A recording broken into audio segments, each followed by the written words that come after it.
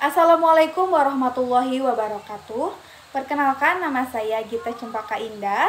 Saya dari semester 3, kelas A, Fakultas Hukum Universitas Surya Kencana.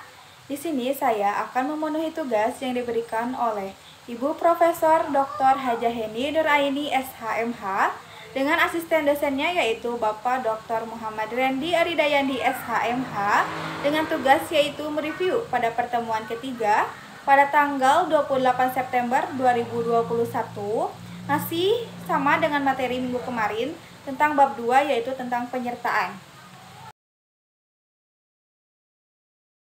Penggolongan penyertaan terbagi menjadi dua yaitu menurut KUHP dan menurut doktrin.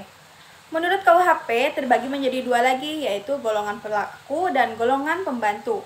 Golongan pelaku bentuk 1 sampai bentuk 4 yaitu bukan pelaku tindak pidana tetapi pertanggungjawaban pidananya disamakan dengan pelaku.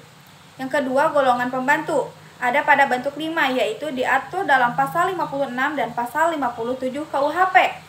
Menurut doktrin yaitu terbagi menjadi dua lagi yaitu bentuk penyertaan yang berdiri sendiri artinya pelaku bertanggung jawab sendiri-sendiri atas perbuatannya tersebut yaitu ada pada bentuk 1 sampai dengan bentuk 3. Yang kedua, bentuk penyertaan yang pertanggungjawaban pesertanya bergantung pada perbuatan peserta lainnya sebagai perbuatan yang dapat dihukum yaitu ada pada bentuk 4 dan pada bentuk 5.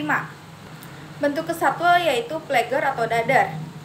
Ini dapat dikategorikan sebagai pelaku tunggal atau dapat juga sebagai pelaku jamak. Atas dasar itu ada dua pandangan. Yang pertama, pandangan yang luas. Pelaku adalah tiap orang yang menimbulkan akibat yang memenuhi rumusan delik. Ada pada pasal 55 KUHP. Dan pandangan yang kedua yaitu pandangan yang sempit. Pelaku adalah orang yang melakukan sendiri perbuatannya sesuai dengan rumusan delik. Jadi pelaku yaitu dadar. Jadi pelaku adalah orang yang melakukan sendiri perbuatan yang memenuhi rumusan delik.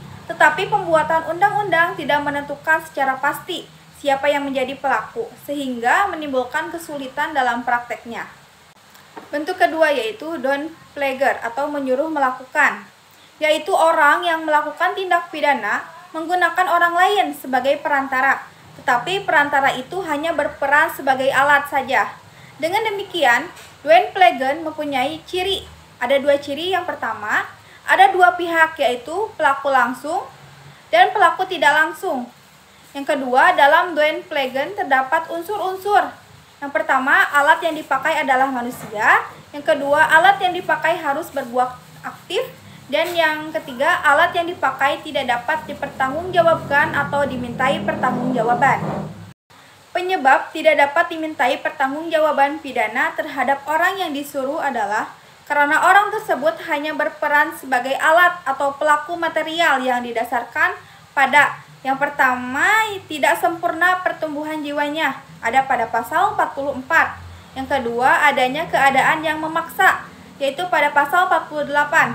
Yang ketiga, ada perintah jabatan yang tidak sah, ada pada pasal 51 ayat 2. Yang keempat, adanya kekeliruan atau pemalsuan. Dan yang terakhir, yang kelima, tidak mempunyai maksud untuk melakukan kejahatan seperti disyaratkan dalam undang-undang. Mungkin itu saja yang bisa saya sampaikan pada review pertemuan ketiga ini. Mohon maaf bila ada kesalahan. Wassalamualaikum warahmatullahi wabarakatuh.